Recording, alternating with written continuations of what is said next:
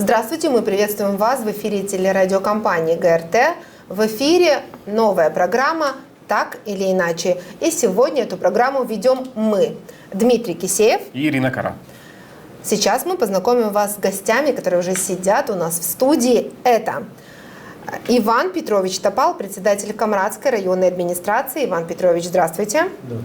Роман Владимирович Тютин, депутат 5-го созыва Народного собрания Гагаузии. Здравствуйте, Роман Владимирович. Илья Ильич Анастасов, основатель общественной компании, телерадиокомпании Гагаузии. И Сергей Кюлафлы, представитель политической партии ШОР. Здравствуйте. Добрый вечер. Рады вас приветствовать, уважаемые гости. Итак, для того, чтобы начать сегодняшнюю нашу беседу, я предлагаю просмотреть ролик, в котором вы увидите митинг, который был у апелляционной палаты во время рассмотрения законности мандата Башкана Гагаузии Евгении Александровны Гуцул. Внимание на экран.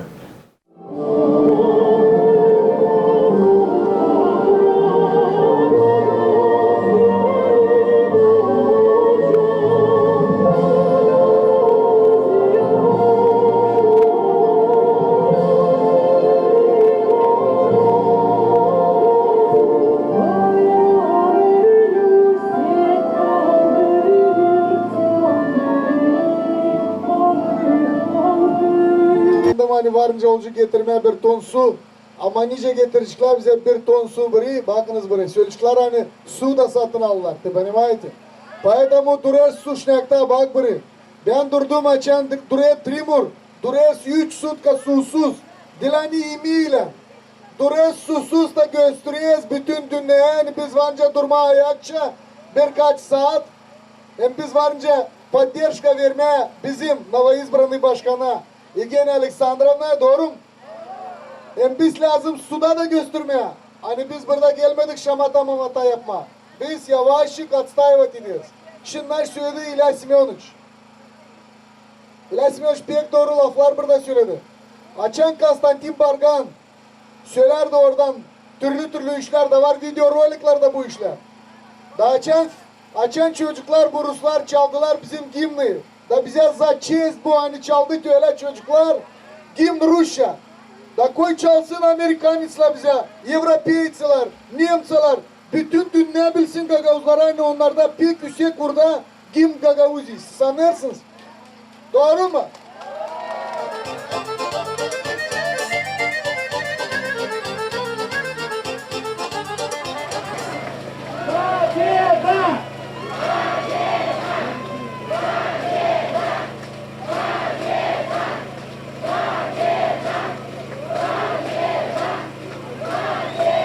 Честно, справедливо и достойно. И это победа всей Гагаузии, всего нашего края. Победа! Победа! Победа!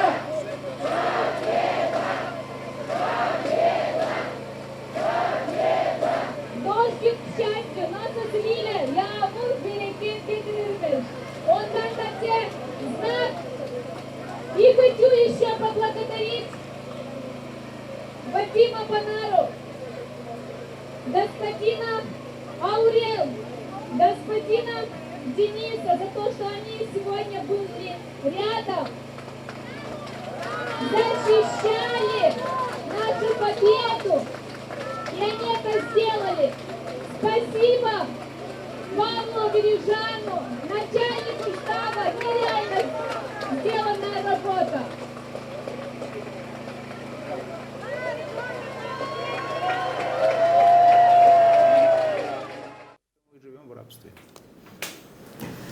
Итак, в этом видеоролике мы видели, как люди пришли поддержать новоизбранного Башкана. И я так думаю, что вот был период, когда люди даже без воды не оставляли свое место, они ждали, когда все-таки к ним выйдут и скажут, что да, мандат признан.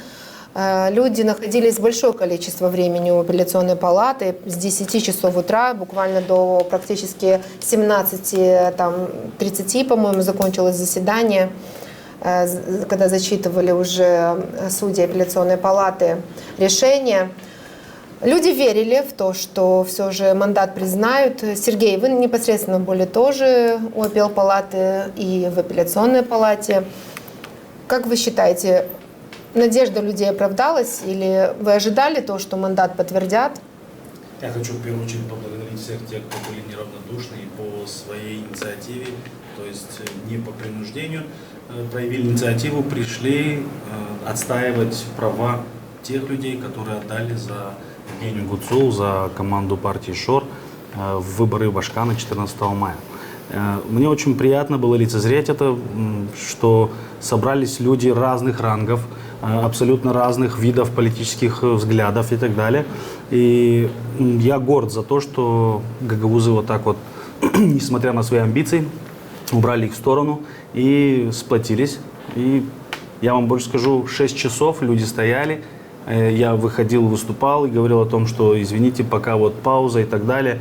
Они говорят, мы будем стоять только столько, сколько надо.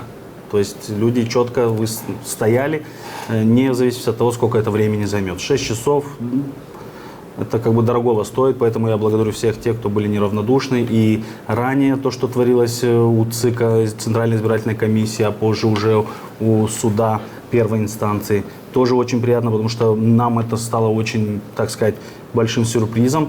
И в кратчайшие сроки собрались сотни людей, а через пару часов это уже было 1000 человек возле суда первой инстанции.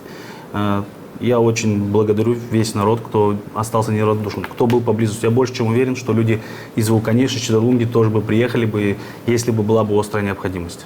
Сергей, вы знали то, что мандат подтвердят именно в понедельник, или думали, что все-таки заседание будет отложено? Мы опасались любых мы не были уверены 100%, что апелляционная палата примет то решение, которое действительно должно быть, как оно и получилось. То есть мы прикидывали разные варианты, что они могут отложить это заседание на следующий день, что будет обжалование и будут уже Конституционный суд рассматривать и так далее. То есть были очень много волнений по этому поводу, но, слава богу, судьба так распорядилась, что апелляционная палата утвердила. Мы надеемся, что в кратчайшие сроки уже все возможности обжаловать в Конституционном суде окончатся, и уже в 19 июля будет инаугурация нового избранного Башкана Евгению Александру Гуцулу. Следующий мой вопрос будет адресован, наверное, Илья Ильич, вы ответите на него. Я знаю, что вы всегда следите за тем, что творится у нас в автономии, и уверена в том, что вы и следили за этой ситуацией, которая была у апелляционной палаты. Как вы считаете, все произошло так, как должно было произойти? Ну, вообще, я тоже обрадовался, что народ собрался, не только те, которые голосовали за партию ШОР, за Евгению Гуцул, а собрались с других, голосовали, может быть, даже за других. Люди собрались, чтобы защитить волеизъявление гагаузского народа. То есть это как что-то гагаузское, автономное, наше, чтобы его не нарушали с Кишинева. Потому что Кишинев явно был недоволен результатами выборов, потому что как они считают. Может, это не так, но это пророссийское такое направление. И даже там в СМИ я читал, что кто бы не выиграл бы в Гагаузии, это будет пророссийское направление. Поэтому, скорее всего, что центральная власть, она ни на кого и не ставила здесь. Может, из-за этого. Поэтому центральной власти нужно работать, скажем, все эти годы надо работать над тем, чтобы нам было понятнее их цели, что связано с Европой. И будут понятны это сам. Но, к сожалению, оттуда идут в основном запретить каналы телевидения. То есть у нас сейчас есть выбор какой-то. Можно смотреть каналы российские, можно смотреть... Я вообще смотрю и американские, и европейские, и разные каналы, чтобы стараться понять, чтобы более общем увидеть ситуацию. А нам хотят запретить эти каналы. Это слышно об этом уже. Поэтому, пользуясь случаем, даже я хотел бы обратиться, если я думаю, что нас эту передачу слушают и депутаты, парламент Гагаузии должен принять в срочном, как бы, каком-то, по очень хорошей большой скорости должен принять о том, да, что лицензии на вещание, на телевидение, на разные самые должны выдаваться в Гагаузии. Потому что как они и выдавались раньше. Сейчас как-то вот был момент, что вот при Ирине Федоровне Влах этот момент был упущен. Деревенко написал, отписал там что-то, и раз, и тут лишили очередную полномочия. Как-то произошло, у нас вот очень плохо, что нет тут органов, чтобы разбирались. А почему это так произошло? Как можно отдавать полномочия? И никто за это не наказан. Вообще, как бы, это полная прерогатива парламента Гагаузии. И этот вопрос, он должен быть решен, и он очень интересен, потому что, как любой парламент, всегда начинаются какие-то интриги, там начинается какие-то там борьба за кресло, за власть, там борьба еще за какие-то интересы там. А вот это интерес непосредственно нашего народа, нашей Гагаузии, потому что без свободной прессы нету никаких государственных образований. Там, где пресса перестала быть свободной, считайте, что государства уже нету. Илья Ильич, вы основатель гагаузского телевидения. И сейчас я слегка отойду от нашей темы, но позволю задать себе этот вопрос, поскольку вы давно не приходили к нам в стены МГРТ. Приглашайте. Мы всегда стараемся вас приглашать, вы это знаете. Основали гагаузское телевидение, которому уже больше, чем 30 лет. Это как в любой семье, родители всегда уже, когда ребенок взрослеет, он уже достиг определенного возраста, вот, допустим, сравнивая, проводя параллель, если это вот ребенок в семье, можно же уже за 30 лет сказать, там, подвести итог и строить какие-то планы, сказать, что да, вот образованный. Если в случае с гагаузским телевидением, те программы, которые сейчас пишутся у нас на ГРТ, те новости. Я знаю, что вы смотрите, следите. Как вы оцените нашу работу на данный момент? Позитив есть, и есть ускорение улучшений, как бы, потому что появились программы новые, которые вот, очень важные темы поднимают. Я знаю, что у вас даже есть проблемы с центральными властями по поводу того, что вы там что-то показали, дали какое-то мнение, и вас оштрафовали. Вам дали предупреждение. То есть это то, о чем я только что как бы говорил. Но вам есть куда еще развиваться. У вас нету журналистских расследований. Потому что то, что мы сказали сейчас, как пропала вот эта лицензия, чтобы Гагаузия давала лицензию. А журналисты должны сделать расследование и сказать народу, что вот виноват был Башкан, или виноват был Деревенко, или кто был виноват. То есть вы должны сделать расследование. Уже это расследование, когда официально вы его опубликуете, это большая работа, это не маленькая работа. Я считаю, что это очень важная работа телевидения. Потому что телевидение где-то в каких-то странах считается 4-й властью, где-то 2-й, где-то 5-й там. Но это тоже власть. Поэтому вот именно вот на это, как бы я считал бы, что надо больше так вот именно упор сделать на такое. А так я как бы доволен своим ребенком, воспитание хорошее, выглядит красиво, здоровый. Как бы я доволен. Спасибо большое, Илья Ильич. Роман Владимирович, что вы скажете по поводу решения апелляционной палаты от 22 мая? Следили вы ли за этой ситуацией? Однозначно следили. Для меня результат был предсказуем. Сейчас скажу свое субъективное мнение. Мое мнение, что здесь налицо был договорняк партии ШОР с партией власти для того, чтобы партия ШОР не проводила 21 мая контрпротест, который планировался на площади Национального собрания. Поэтому власть уступила партии ШОР и утвердила мандат госпожи Гуцул. Далее мы хотим наблюдать, как данное решение будет утверждено в стенах Высшей судебной палаты. Почему? Потому что сейчас опять козырь в руках у господина Шора.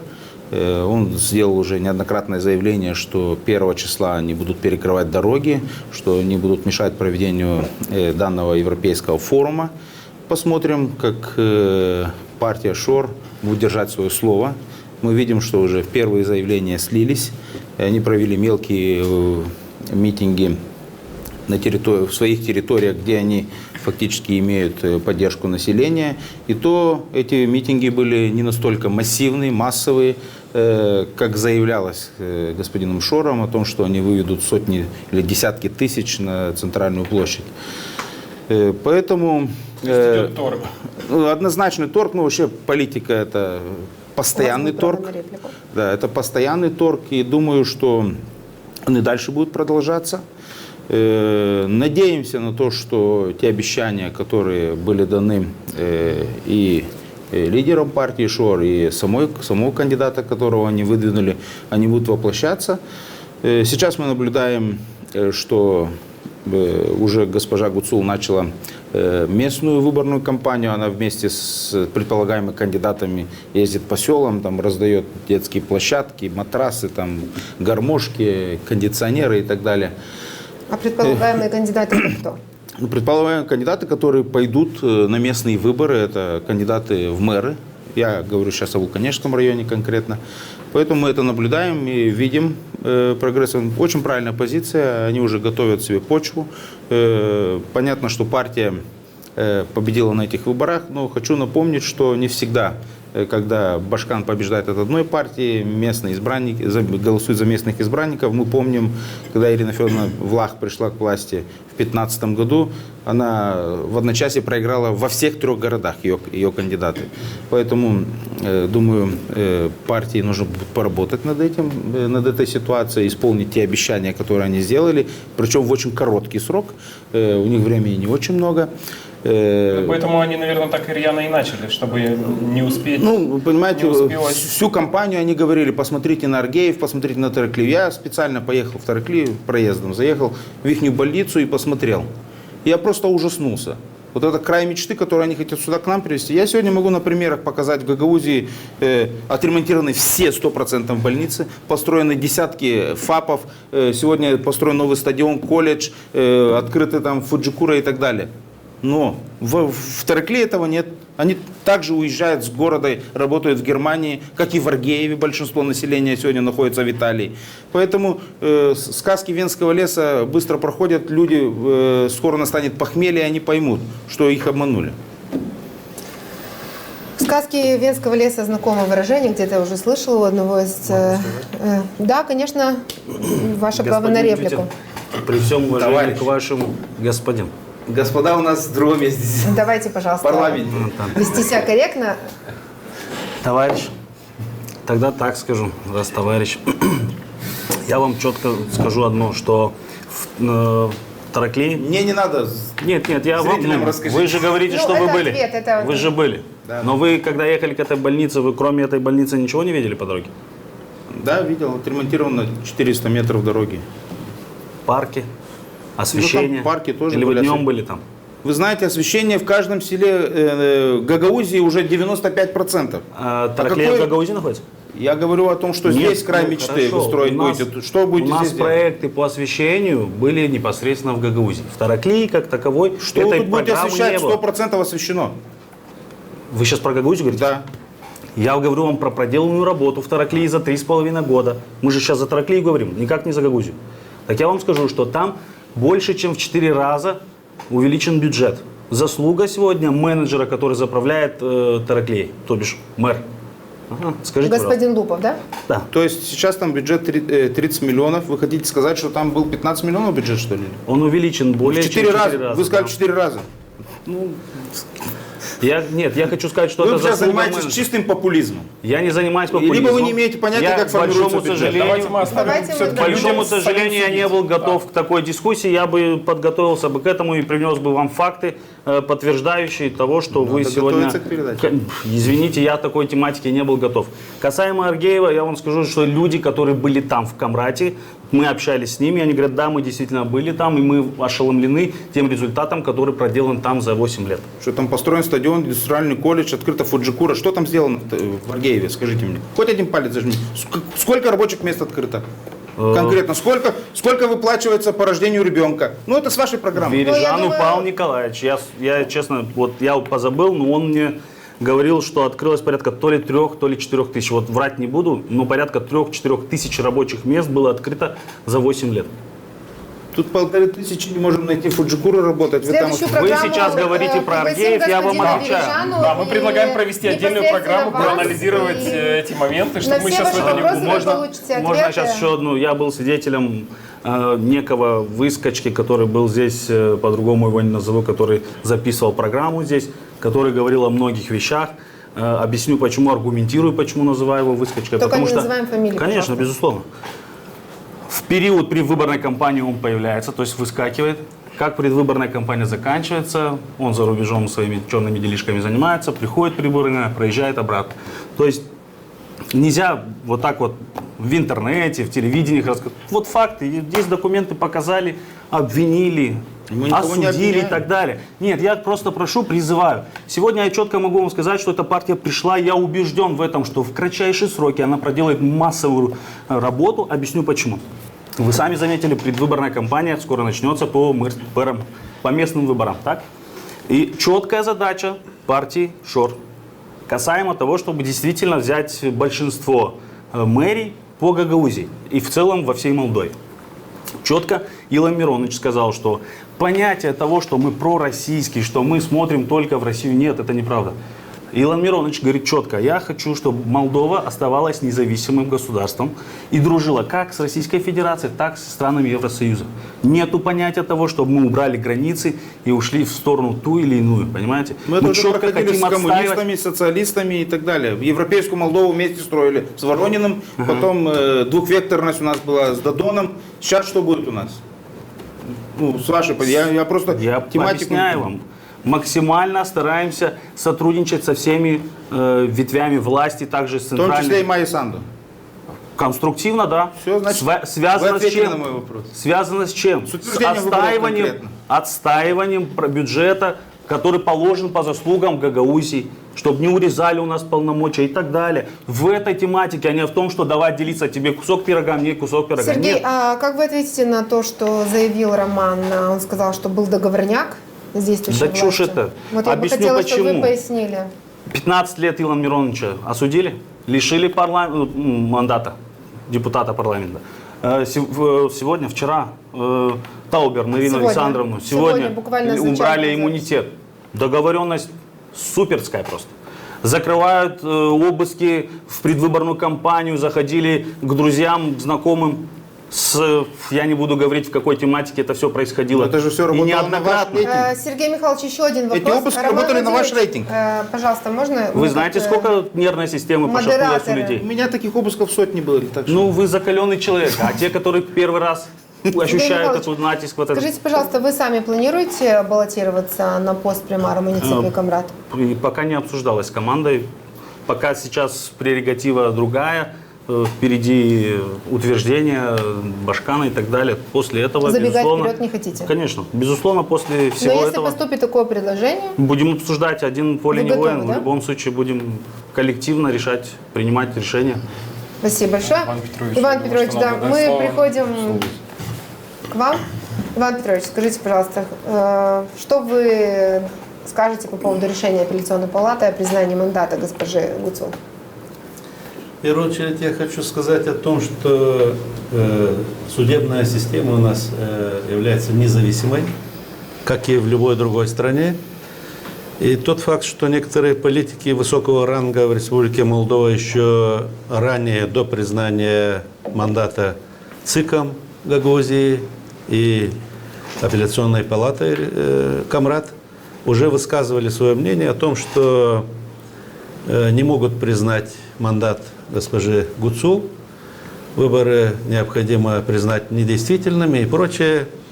На мой взгляд, это было давление на суд, на апелляционную палату.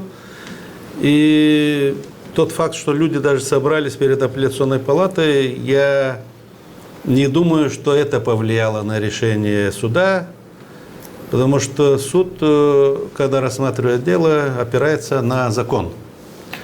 И решение было принято, видимо, потому что не было нарушений. Центральная избирательная комиссия Гагаузии не выявила никаких нарушений, жалоб не было. И поэтому практически у апелляционной палаты не было оснований не признавать мандат госпожи Гуцул. И поэтому апелляционная палата, я считаю, выдержала натиск. Они приняли решение, наверное, законное. Было давление на судей, как вы считаете? Ну, если мы слышали с вами, наверное, с разных уст, я уже говорил, политики высокого ранга говорили о том, что был и подкуп, был подвоз, было финансирование неправильно там излишнее, было там злоупотребление иностранными гражданами там поддержки определенных кандидатов. И эти факты, как бы, они не были зафиксированы никем, нигде, и поэтому и суд, видимо, и принял такое решение, я так полагаю. Поэтому в дальнейшем, я не знаю, там стороны какие-либо будут ли апеллировать, кассационную жалобу будут ли подавать или нет. Если, значит, никто не подаст, это решение будет окончательное, вступит в законную силу. И мы знаем о том, что по закону у нас сейчас есть избранный Башкан и есть действующий Башкан, которого мандат заканчивается 19 июля, в момент, когда принимала присягу госпожа Влах Ирина Федоровна.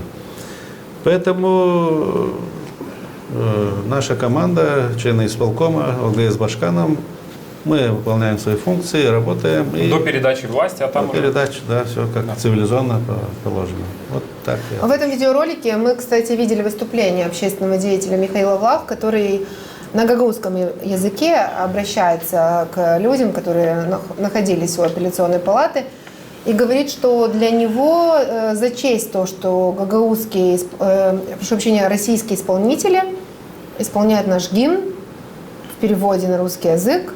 Как для вас лично? Да, кстати, следует сказать, что те, кто видели, наблюдали заседание суда, что эта тема стала очень, скажем так, обсуждаемой на этом заседании. И адвокат конкурента Евгений Гуцул Григория Узуна активно, скажем так, обсуждал тот вопрос, что была поддержка из-за рубежа со стороны вот этих исполнителей. Однако, как говорит наш закон, поддержка, которая может быть нарушение, должна выражаться материально. То есть она должна быть материальной чем-то. В данном случае доказательства о том, что были затрачены какие-то средства на там, эти клипы, на эти... И смонтировано было, сказали, в общедоступных... Да, то есть на iPhone было записано вообще и так я далее. хочу добавить в этом... Да, я бы хотела, Иван Петрович, чтобы вы на эту тему. У нас есть своя система выборов. У нас был ранее принят закон, ну, как мы образовали гагаузскую автономию. У нас был принят закон о выборах Башкана, закон о выборах депутатов Народного собрания. Чего нету в законодательстве Республики Молдова. Не было, по крайней мере.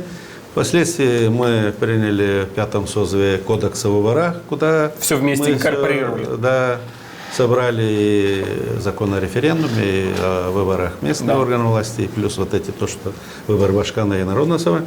Ну и, конечно, Республика Молдова, видите, тут уже говорилось об ущемлениях и прочее. Они, наверное, подумали, а почему мы не вмешиваемся в этот процесс избирательный? А почему бы нам не включить свой кодекс о выборах, республиканские выборы Башкана Гагаузии и выборы депутатов Народного собрания, что они и сделали. И теперь этот кодекс, когда уже будут работать с 2024 года, они намекали уже, что тогда мы будем вам уже указывать и вмешиваться по-серьезному. Сейчас пока они не смогли вмешаться особо. Почему? Потому что тот кодекс республиканский, он еще не вступил в силу. Да, а мы работали, наш ЦИК работал согласно нашего кодекса о выборах. Да. Каким образом ЦИК Молдовы будет руководить избирательным процессом из Кишинева по своему законодательству и проводить кампанию здесь, в Гагаузии? Ну, как вы себе это представляете? Вы сейчас уже, наверное, наблюдаете в новостях, наверное, да, о том, что вот некоторые уже предлагают, чтобы посчитать, что законодательство республики выше, и вот должны, наверное, руководствоваться республиканским законодательством и посчитать, что вот были нарушения в определенных, вот мы назвали выше вещах. Но все равно надо здесь создавать органы. Признать выборы недействительными. Но они на это пока не решаются. Вот вы Им видите. все равно придется создавать здесь избирательный орган на территории Гагаузии, чтобы проводить процесс. Ну вот. Как они будут проводить процесс Они- из Кишинева, не принимая во внимание вообще гагаузов? Они считают, что мы в своем законодательстве должны изменить и добавить те моменты, на что они ссылаются. Финансирование должно быть ограниченным, они рамки там указываются в Да, их обозначены законодательстве. То Ну есть и- запреты такие же, как в молдавском законодательстве, Молдавском. установить вот и в они, гагаузском да, законе. предлагают установить. Я это понял. в законодательстве. Понял вашу мысль, И да. если это не будет Да, сделано, они возьмут за основу законодательство республиканское и в судах будут использовать. Я понял вашу мысль. Да, интересно. Я бы хотел бы, вот, буквально вспомнил момент, касаемо Тараклии, он меня не оставляет в покое, я прошу прощения. Там был садик отремонтирован, который был заброшен 10 лет. 200, чтобы не брать, больше 200 человек, детей ходят туда. Садик был от фундамента до крыши отремонтирован. На какие денежные средства? Роман? И С бюджета, который увеличился. И я скажу вам за счет последствия. налогоплательщиков, не за счет Илона Шора. А мы что? А хорошо, за счет кого там сегодня это повышение в 4 раза? Предыдущая власть не могла Я, этого сделать? насколько знаю, там сегодня недавно был закрытый плиточный завод в свободной экономической зоне. Еще несколько предприятий, которые потерпели крах, уничтожаются. Поэтому И в этом виноват Шор. не Шор, Но по руководство, поводу которое уничтожало плиточного завода, я, по-моему, слышала это за много лет заранее. Он давно закрыл. Как давно? Год Я назад он слышала, закрылся. что, по-моему, да, больше, да, чем давайте год. не будем Давайте не говорить будем, об это этом. не относится к нашей теме. Вот я хотел как раз сказать, чтобы не это сам. Газ подорожал в 5 раз, больше, чем 5 раз. Конечно, не рентабельно сегодня. Это что, должен бюджет Тараклии датировать расходы на газ? Нет. Да, но я здесь хочу сказать, вот я слушаю внимательно, да, и у нас получается так, что мы, как избиратели в будущем, мы должны избавиться от некоторых комплексов. У нас люди все время голосуют так. Вот придет Иван Царевич, и он даст, сделает, поднесет, поможет. Это говорит о том, что у нас катастрофическая проблема с руководителями государства. То есть у нас нет руководителей государства, которые умеют думать по-государственному. Если Илон Шор должен сделать садик, должен сделать еще другое, то, ребята, у нас с вами катастрофа в руководстве, в устройстве государства, в разных протоколах того, как то надо делать, как это надо делать. У нас просто катастрофа. Ну, может быть, и Мы не сами люди работоспособны. не совсем понимают, кто на каком уровне должен что делать. Но люди, они имеют право не понимать. Это целая наука. Вот мы выступали на передаче, там, в программе подробности, там все. Мы поднимали вопрос. Вот хорошо, вот. Илья Ильич, вы сейчас делаете вот рекламу не нам. Ну, я как бы говорю, где я выступал просто. НДС 20%. Это убийственно для этой экономики. Централизация всех потоков финансовых в Кишиневе, это уже экономика убита, все. Депутаты, которые избираются и 4 года не спрашивают мнения народа, у нас же с этого уровня начинается. Депутаты избираются, и они могут не спрашивать 4 года своего народа. В Швейцарии депутат избрался, он по каждому вопросу, где он должен голосовать, он идет и получает ответ. Как народ хочет видеть этот вопрос. Там и референдумы проводят. И референдум проводится очень часто. Другой уровень политической Вы представляете культуры, другой уровень в каком воспитания. состоянии мы находимся как государство? Ну, может, все же мы придем к тому моменту, когда обещал, написал, подписал, Дело в и том, что потом когда пишут, они не понимают, что там привел пишут. Нет, смотрите. Депутат пишет, что он будет ремонтировать мосты, депутат пишет, что он будет красить окна и так далее, и так далее. Вместо того, чтобы он реально те инициативы, которые он должен продвигать в Народном собрании, ни одного слова об этом нет. Вот в чем проблема. Давайте вспомним, назовите нашего парламента, вот сейчас даже, да, назовите инициативу последнюю, которая бы была бы такая интересная для экономики, для людей, в интересах людей. Назовите мне инициативу. Самая интересная инициатива, которая там поддерживается, это деление государственного бюджета. Ну, закон о, как он назывался, о свободных остатках, я вот не помню, которые распределяют по пропорциональным принципам. По капвложениям. По капвложению. Вот так это вот закон о деление, капвложении. как Роман сказал. Закон о контрибуции, когда органы, которые получают какие-то грантовые средства, должны также контрибуции. То есть есть кое-какие проекты, которые, в принципе, позволяют. Мы не говорим о том, что Народное собрание... Нет, все говорят, как потратить деньги, но ни один из депутатов не выдвинул инициативу, как их заработать для бюджета. Последний проект, это, по-моему, только проект с Фуджикурой. Нет, последний проект это был, по-моему, Александра Тарнавского, который Мы уходим от темы, уважаемые гости. Предложил принять закон об инвестициях, новый закон, который отменила Государственная канцелярия. Да. Вот это очень важный шаг, который нужно принять в ближайшее Хорошо. время. В заключение я только скажу, что я очень сомневаюсь, зная, как вот эти должности там делятся, да, я очень сомневаюсь, что туда попадет один человек хотя бы, который умеет думать вот эти все вот устройства, чтобы хотя бы перестроить немножко. Это вообще отдельную передачу надо. Это очень много проблем. Справка в Тамае за долги действует только 2 сутки. Это что, Кишинев виноват? Ты вот сегодня не поехал на следующий день, тебя отправляют заново ее взять. А что у тебя за это время долги появились? И это что, проблема той справки, что ты хочешь продать землю? Ужас просто. Просто ужас, как мучают людей. Да, уважаемые гости, хотел бы обсудить следующий вопрос. Вы знаете, премьер-министр в одной из последних своих речей сказал о том, что правительство будет работать со всеми, кто представляет интересы граждан Молдовы, но не будет работать с теми, кто представляет иностранные государства, намекая на Россию. И вот, насколько я вчера читал, они готовят инициативу об исключении из состава правительства Башкана Гагаузии. То есть, насколько это юридически возможно, я думаю, что мы сейчас не будем об этом говорить, но вопрос такой, попытаются ли они, я имею в виду молдавское правительство, поставить препоны к тому, чтобы Евгения Агуцу могла заседать в правительстве, могла высказываться, голосовать и так далее. Будут ли с их стороны создаваться такие проблемы? Как вы считаете? Вы имеете в виду, допустят ли ее государственной тайне, конечно. в первую очередь? Государственной тайне ко всем вопросам? Я думаю, во-первых, для того, чтобы нам пойти на этот шаг, нужно иметь как минимум поддержку внешних партнеров, потому что создание или принятие закона о правовом статусе, оно имело своих гарантов, это такие как Республика Турция и Российская Федерация, это первое. Второе, для того, чтобы принять эти изменения, необходимо 61 мандат. Сегодня, насколько мне известно, у них только 57, да? Ну, те, чтобы изменить закон о правовом статусе. Да. Дальше. Пойдут ли на это европейские страны? Потому что Конвенция о местных публичных властях запрещает это делать. Она наоборот говорит... Хартия. Она запрещает это делать, наоборот, дает возможности проведения децентрализации. И мы стали на этот путь, и была принята декларацию о децентрализации власти. Поэтому тут большой вопрос, поддержат это международные партнеры наши. И я понимаю, что есть личные какие-то там отношения и так далее. Мы видим, как себя ведет премьер-министр с нынешним Башканом, пренебрегая ее мнением. Поэтому в таком формате, может, это будет происходить, но запретить, я думаю, что у них не хватит духа. Вы знаете, я здесь хотел бы привести пример.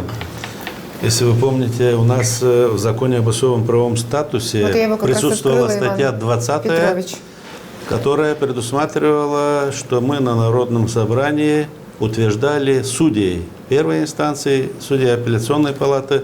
Да. И эту статью они, к сожалению, смогли отменить через Конституционный суд. Далее они пошли по прокурорам, далее по полиции, УВД и прочее. Почему мы сегодня, вот, образно говоря, депутаты Народного собрания назначили съезд депутатов всех уровней, потому что чаша терпения уже лопнула. И вот вы сейчас задаете вопрос, а поступят ли они так? Ну, вы видите, им не нравится сегодняшний, может быть, Башкан, которого избрали, но это вообще-то не их дело. Это люди избрали.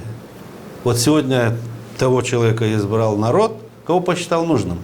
Это понятно. И когда говорит там некий политик о том, что мы должны были избрать нормального, такого-сякого, там, который бы работал с ними, там, Это что, они выбирают, что ли? Это люди выбирают. Понятно, но Им не Башкан... нравится Да. или нравится, но дело в том, что уже... Иван Петрович, Но это не помешало Это факт исключить сегодня. Башкана из Совета Безопасности. И они не имеют права этого делать. Они не имеют права сегодня исключить из состава правительства. Это есть норма, есть закон. Это не позволяет делать. И даже их политик У них 63 голоса. высказывался, если вы читали в новостях, о том, что это будет нарушением большим, если это они пойдут Иван на Петрович и Дмитрий, разрешите, я прочитаю статью 20, пункт 2. Судьи судебных инстанций Гагаузии назначаются указом президента Республики Молдова по предоставлению Народного собрания Гагаузии, согласованному с Высшим Советом магистратуры. Совершенно верно. Статья 20 была изменена законом номер 191/15 от 8 мая 2003 года. В силу вступила до 31.05.2003 года. Следует дальше примечание. Признать неконституционной статью 20, часть 2, согласно постановлению Конституционного суда номер 24 от 6 мая 1999 года. И еще прозвучала информация, я ее тоже хочу зачитать. Статья 27, тоже пункт 2, изменения и дополнения в настоящий закон вносятся 3/5 избранных депутатов парламента Республики Молдова. Это 67. Нет. Это для того, чтобы у нас была 2/3 точная 67. информация. А 3/5 это 61. У них 63 мандата. 3/5, да. Что сегодня им мешает внести изменения в закон? Я вам хочу сказать, что я являлся депутатом тоже в первом созыве, 5 созывов подряд избирался. В первом созыве мы именно утверждали этих судей. Да. Я во втором созыве был председателем комиссии по законности в Народном собрании. И все эти кандидаты проходили через комиссию, через президиум, через народное собрание. То есть был фильтр полноценный. И некоторые, к сожалению, не проходили. И они вынуждены были ездить в Кагуле работать. Потому что по неким обстоятельствам или причинам он не прошел. Значит, все, он не может быть представлен далее в Высший совет магистратуры и далее для утверждения. Как вы И считаете, все нужно ли судьи- вернуть эти полномочия? Все судьи, они проходили, и они все, кто работал, они работали благодаря тому, что прошли через Народное собрание и были представлены выше для согласования. Я считаю, это продуманный закон был, все статьи тогда согласованные были, и я убежден в том, что все статьи должны быть возвращены, и В закон первоначальном должен, виде. закон должен работать. А не так, как они предлагают и дальше ущемлять права нашего населения и отбирать, и вот эти деконцентрированные службы забирают и переподчиняют в Кагул. Ну, казалось бы, в Гагаузии в автономии работала строительная инспекция. Кому мешала эта строительная инспекция? И они ее передали в Кагул, и тоже экологическую, значит, службу. И наши люди должны ездить, унижаться в Кагуле для того, чтобы согласовывать некоторые там моменты. Позорно это. Или почту объединили Старклей, там, Чадрлунгой. И в Камрате сегодня даже почты своей нет. Мы уже не говорим там о том, что и казначейство сегодня обслуживает несколько районов. Вот так все перемешивают. И статистику подчинили с Кагула там. Нас просто ассимилируют. С Но Кагула, этот механизм значит, запущен давно, управляют. Иван Петрович. И поэтому мы не согласны с этим. И мы сегодня не будем молча смотреть, как они уничтожают нашу автономию. Они этого не смогут сделать. Вот было сказано, что они, если так дальше себя будут вести, видите, население просыпается. И все силы объединяются вокруг проблем, которые они нам строят. Понимаете? И поэтому, я так думаю, наверное, на съезде будут наши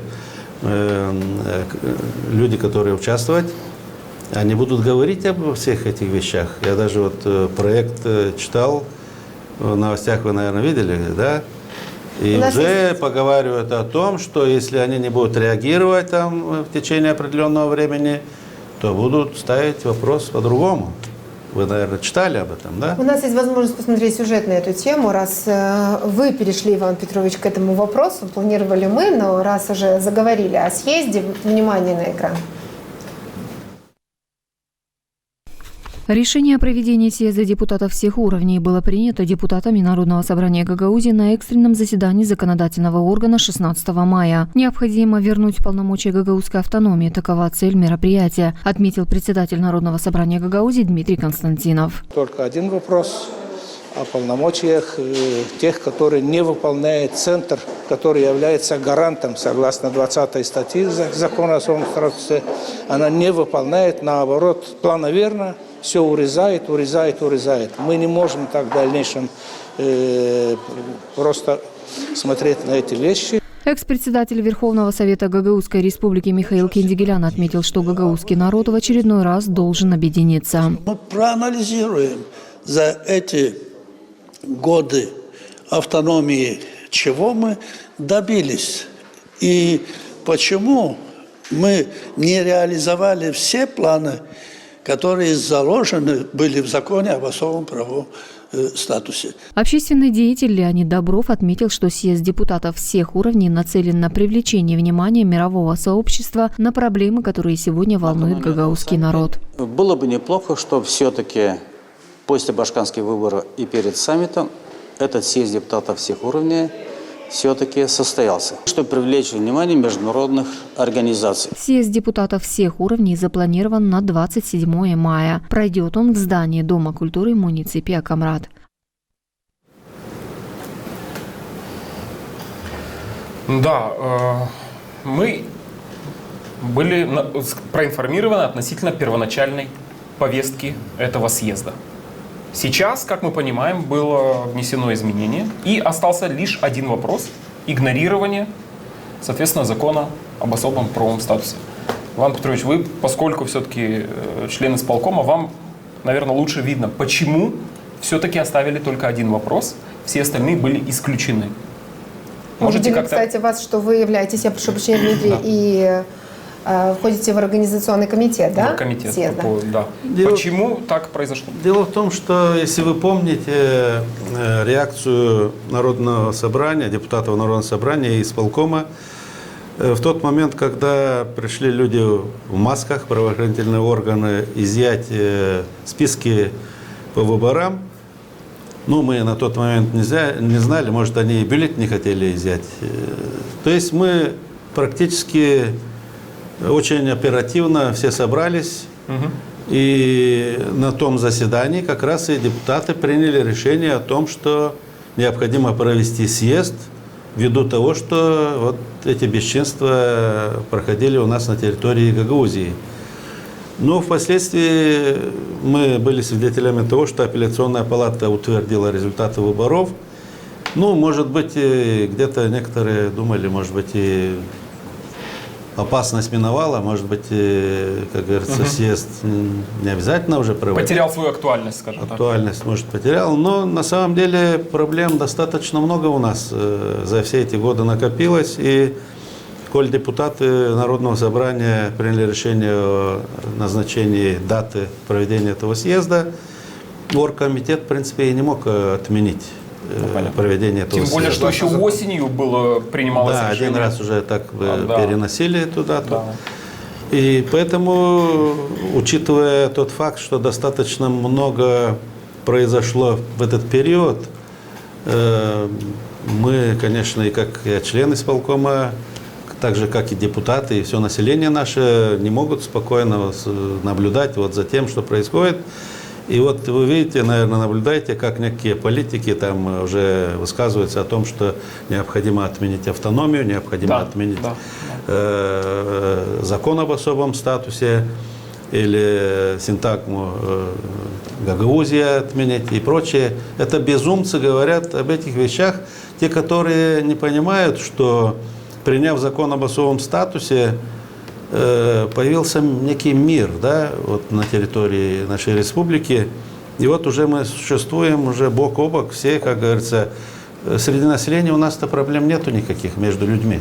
Вот появляются некие политики, которые пытаются бить в клин бить и сделать ситуацию горячей. Но такое ощущение, что партия властная, она это поддерживает, так скажем, из-за угла. Мы слышим из их уст о том, что все, мы не будем финансировать Гагаузию и прочее другое. Но дело в том, что мы умеем тоже хорошо считать. И не один раз уже посчитали, что наши доходы, которые собираются, вполне позволяют существовать нашей автономии. Безбедно причем. Потому что мы сегодня должны сказать о том, что таможенные сборы составляют порядка 65-70% всего бюджета. И эти таможенные сборы наши тоже там есть. Конечно. О которых они забывают. И они только говорят о том, что мы предоставили возможность собирать акцизы, НДС. Ну, вы предоставили возможность, на то и автономия. Ну, как вы хотели, ничего не предоставлять. Ну, давайте тогда будем, как в других цивилизованных странах, в автономии. Центр собирает 90% налогов, но их возвращает автономии. А автономия собирает 10% и дает центру для того, чтобы содержать государственные структуры. Да. Мы, как говорится, мы могли бы и так, и оно, в принципе, если все логично, собрать доходы, у нас, в принципе, и получается нормальный баланс. Нельзя говорить о том, что мы дотационные регионы, нас содержат. Но мы ни в коем случае не дотационные. Мы получаем трансферты, совершенно верно, и они должны быть здесь трансферты, чтобы существовала автономия и все органы то есть структуры власти. Чаша весов сбалансирована, да? У нас вообще как бы центральная власть может таким образом наказать нас. То есть, накажите нас, дайте нам самостоятельность. Дайте, мы сколько зарабатываем. Не кидайте нас в тюрьму. Да, оставьте нас, вот, что мы вот с голоду. А то они начинают говорить, что нам культуру только развивать надо, и больше ничего. И язык. Потому что не все деньги, которые здесь зарабатываются, приходят к нам сюда. Кишиневу очень выгодно, чтобы здесь вот такая ситуация была, чтобы мы как бы сидели. И, кстати, даже другие районы, где молдавское население живет, они все ущемлены. Приходят политики, устраивают какие-то там отвлекаловки, да? На самом деле село Бараганы, допустим, там недофинансируется. То есть, если взять бюджет и разделить, децентрализовать его, у вас и есть разделить, такая и получить. Конечно, есть, конечно, 100%. Илья Ильич, вы правы в этом. Отвлекают население. Отвлекают население. В то время, как они сейчас пытаются ненормальные вещи делать, да, в республике, они хотят уйти из СНГ. Ну, да. Значит, свободно люди торгуют как со странами СНГ, как и с Евросоюзом. Нет, они хотят выйти из СНГ. И чтобы люди не заметили этот момент, они начинают говорить на тему Гагаузии, что они будут ликвидировать автономию. Ремарочка большая, не они хотят, а им говорят. Им говорят, диктуют из океана. Разница небольшая. Есть И такое. даже 9 мая. Уважаемые телезрители, я хочу напомнить, что телерадиокомпания ГРТ не несет ответственности за высказывания всех гостей, которые находятся у нас в студии. Поэтому будьте аккуратны в своих выражениях. Все записывается, все записывается. Роман Владимирович, что вы скажете по этому поводу? Ну, я, наверное, скажу, что на сегодняшний момент проведение этого съезда не актуально. Почему? Потому что, во-первых, мы понимаем, какие действия последуют за этим. Первое. Сейчас мы соберем съезд. Съезд — это, согласно закону, принято высший орган, который представительный орган на территории Гагаузии. То есть еще нет такой проблемы, которую должны обсуждать на этом съезде. Еще Башкана никто никуда не исключает. Полномочия, ведутся переговоры по их возвращению и так далее, и так далее. Ирина Федоровна Влах уходит со своей повесткой дня, приходит новый Башкан с другой повесткой дня. Поэтому пока нет таких действий, которые бы возбудили наше общество до того, что нужно проводить именно этот съезд и в данное время. Поэтому и в осень отменили его. В отношении того, что там будут обсуждать. Мы об этом говорим каждый божий день.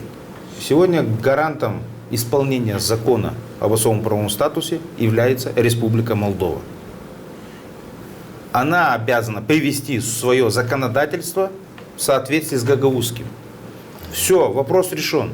Когда наши депутаты создали группу, совместную группу с парламентом, они начали там обсуждать что угодно, но только не то, что нужно.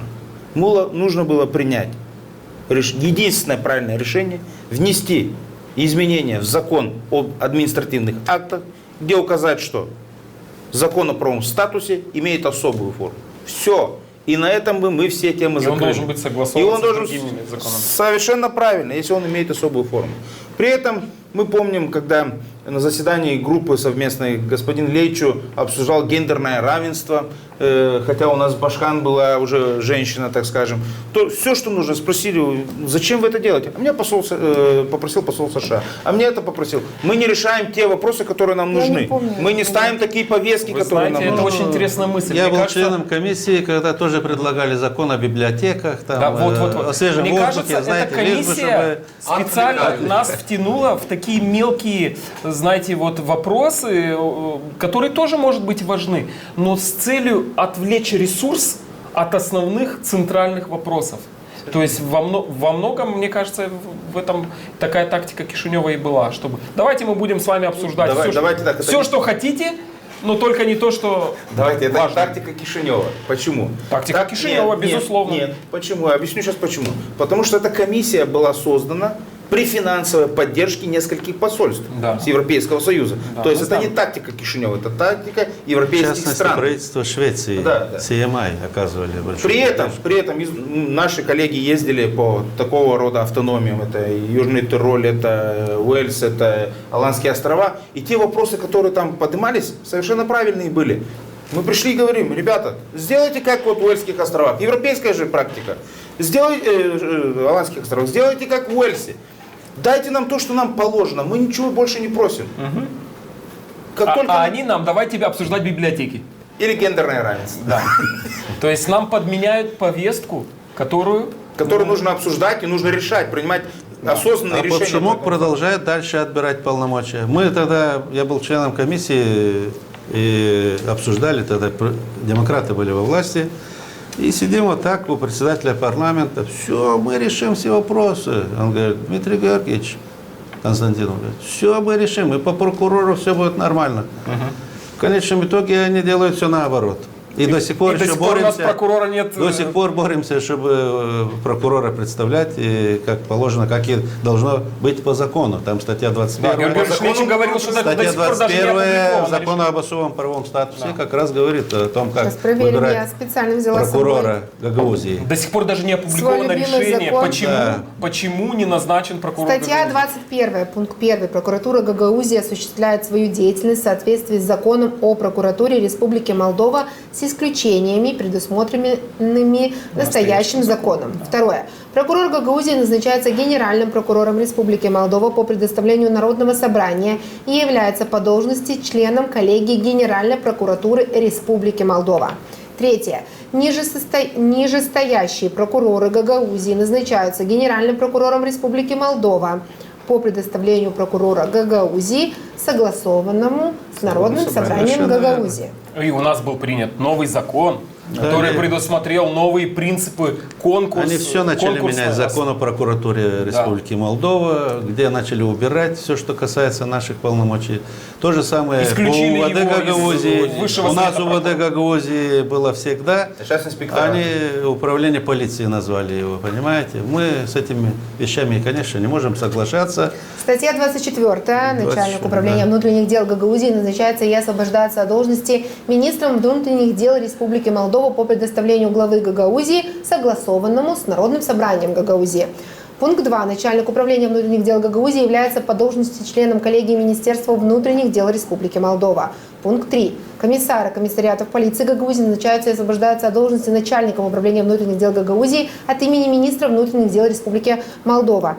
Четвертое. Начальник муниципальной полиции управления внутренних дел Гагаузии назначается и освобождается от должности главой Гагаузии по предоставлению начальника управления внутренних дел Гагаузии и находится в его оперативном подчинении. Там есть еще пункт 5. Проблема в том, что у нас по нашему закону управления внутренних дел начальник управления внутренних дел, а по закону о полиции Республики Молдова там управление полиции. У нас практически вот на уровне терминологии у нас не совпадает. До сих пор у нас комиссары полиции исполняют обязанности. Как Камраде, Вулканечник тоже. Я думаю, что здесь и статью 25 я могу зачитать. Республика Молдова является гарантом полной и безусловной реализации полномочий Гагаузии, определенным настоящим законом. Да, и должны были правительство привести свои нормативные акты в соответствии с этим законом. Есть, по-моему, постановление парламента о введении в действие закона. Они же по-другому понимают. Они, когда эту комиссию образовывают, они говорят, пытались так назвать комиссию по приведению соответствия законодательства Гагаузии в соответствии с молдавским. Да, да. Что наоборот, мы ждем от того, чтобы они не принимали в противовес этому закону свои законы, и потом они говорят, а у нас по законодательству тот закон, который позже приняли, он и действует. А на все остальное... Но это как многие чиновники, когда они приезжают в Гагаузию, они говорят, что законодательство Молдовы должно быть приведено в соответствии с Гагаузией. Когда они в Кишиневе, они говорят, что законодательство Гагаузии должно быть приведено в соответствии с молдавским. Поэтому то есть еще один момент. Конституционным пока не будет наш закон. Наши партнеры с молдавской стороны, к сожалению, недопонимают одного. Прошло уже 30 лет, но этот закон – это политический договор. Да. Это не закон, это политический договор, который обязал Гагаузию войти в состав Республики Молдова. Потому что Гагаузия была как независимое государство создана на 2 года раньше. Это даже не обязал, Роман, мы сами согласились. Согласились, да, совершенно правильно. Ну, закон обязал нас. Да. Закон обязал. Поэтому им это нужно объяснять, чтобы они понимали, что на сегодняшний момент гагаузский народ уступил свой суверенитет и вошел в состав Республики Молдовы для того, чтобы вместе жить, проживать, зарабатывать деньги и вместе их тратить. Не так, как получалось, допустим, до 2014 года, когда гранты, которые приходили в Республику Молдову, мы даже не получали 0,1% с этого. Спасибо Турецкой Республике, которая постоянно нам оказывала содействие и внедряла здесь социальные даже агентство регионального развития нам не утверждали, только впоследствии, потом в 2017 году, по-моему. Кстати, вот очень интересный вопрос. А при Башкане Гуцул Евгений будут ли выделять западные гранты? Подождите, мандат пускай получит сначала. Мы надеемся на израильский хотя бы. Хорошо. На любой. Мы не будем брезгать никакими грантами. Поэтому... Это была ошибочка по Фрейду. Да. Вчера депутат партии ПАС, пропрезидентской партии, Евгений Синкевич подготовил законопроект, по которому планируется День Победы переименовать в День памяти и, соответственно... И скорби. День памяти и скорби, да. И этот день планируется уже, слово отмечать, наверное, здесь уже не... Проводить этот день 8 мая. Вот вроде бы 2 недели назад, прошел 9 мая, они возлагали, кстати, цветы, и Майя Санду, и Игорь Гросс, и Дарин Ричан. И через 2 недели после празднования они выходят с такой инициативой, чтобы переименовать на будущее. 9 мая мобилизует людей объединяться. Это один из тех праздников, который объединяет все народы, проживающие на территории страны. То есть что это было? Зачем по прошествии 2 недель людям такой... Как вы думаете, зачем? Вот если 1 числа вся Европа приезжает, все лидеры... То есть вы думаете, это в преддверии саммита? Это как бы подарок. Показать, что, смотрите... Мы идем вместе с вами, у вас 8 числа этот праздник. По-русски звучит Гюзягермя. То же самое мы будем делать. Рождество, если празднуется у вас там 25 декабря, мы постепенно тоже к этому, я смотрю, переходим. Да? Он выходным днем обозначен в республике. Мы отмечаем 7 января, например, Рождество. Конечно, у нас свои традиции есть. И у нас, наоборот, сейчас закон предложили, чтобы 14 января объявить выходным днем, потому что в этот день наши дети идут с водкой к своим родственникам. Таковы наши обычаи. Есть народная традиция. Год по-старому. Да. И то же самое, как и Рождество, с 6 на 7 мы Но в тот празднуем. период времени, когда я училась в школе, этот день был выходной, всегда попадал в рамки каникул зимних, поэтому это хорошая, на мой взгляд, традиция. Да, ну а, конечно же, я хочу вам сказать о том, что мы, как маленькое нейтральное государство, не должны, наверное, как-то отходить от нейтралитета, не должны, наверное, суетиться, не должны вооружать нашу армию, не должны принимать такого рода законы и не сталкивать людей. Мы живем в мире, в согласии, чтобы вот так и мы жили в мире, потому что если ранее во времена ковид все говорили, дай Бог здоровья, чтобы мы выжили, да, сейчас уже люди говорят, дай Бог мира, потому что есть опасность, большая опасность, не дай Бог, чтобы у нас этот мир забрали. Но такое ощущение, что они проводят наоборот все политику, которая разделяет. Помните закон о Георгиевской ленточке, что это нарушение. Разделяй и властвуй. Да, то есть... Можно я скажу? 9 мая, я думаю, что вот этот момент отводит от той ситуации, которая идет. Мое личное, сугубо мое личное мнение, что мы идем, к большому сожалению, по сценарию Украины. Вы смотрите, что происходит. Церкви начали, 9 мая и так далее. То есть очень много Агенты моментов. увидели уже в церквях, да? Они давно говорят о том, что в рясах это агенты КГБ. К большому сожалению, мы видит Бог, никто этого не хочет однозначно. Мы хотим к конструктивному диалогу и к продуктивной работе в целом всей Молдове. Что касаемо с рясами, вы меня чуть сбили с мысли. Нейтралитет мы обсуждали, да? Мы говорим о независимости, мы уже давным-давно не независимые. Объясню почему. У нас долг на сегодняшний день, внешний долг, почти 100 миллиардов лей. 99. О какой независимости мы идем разговариваем? Сегодня за границей поступила информация, все, действуем согласно указу. А вы знаете, какой аргумент они приводят? Вот, опять же, я видел их мнение об этом. Они говорят, а вы хотите постоянное повышение зарплаты и пенсий? Вот мы берем в долг. А так оно делается? Да, они говорят так. Раз вы хотите повышать, чтобы мы в повышании, значит, мы будем и дальше одалживать деньги. А каким вот образом? Такая логика. Каким образом? Нет, как румынский язык это признает? неплохо. Ну, давайте вливайте их в реальный сектор экономики, стройте предприятия, А у нас стройте бездонная дороги. бочка. У нас здесь бездонная бочка, где сливается через каналы и так далее. Не мне вам объяснять, как это все происходит. Пришло 2 рубля, рубль куда-то исчез однозначно. Нет, пришел сразу один. Один сразу. Давай, знаете, один момент мы упускаем тоже. Часто мы можем услышать из уст политиков, депутатов парламента, правящей партии, о том, что они столько много нам дают, они ремонтируют, Румыния ремонтирует школы, садики там и прочее, все. А мы такие неблагодарные. И называют там чуть ли не 20 садиков отремонтировали. О каких садиках они ведут речь, я что-то не очень понимаю. Да, помогли здесь лицеем имени ЮНЕСКО, помогли там построить одно дополнительное здание. Но о каких садиках речь идет, я что-то не очень понимаю. Все, что строится, строил Туркменистан один садик у нас. Чешмекёе. Турция. Турки, наш братский народ, наш построил садики, несколько садиков. Это помог отремонтировать. Отремонтировали, там, дома культуры, там, многие проекты. Сейчас, если начнешь перечислять, не хватит времени. И больницу построили, и дома творчества. И, скажем, Азербайджан, там, дом творчества в Челорнонге построил. Стадион новый, и европейские партнеры практически европейские партнеры помогали нам с многими проектами практически в каждом населенном пункте.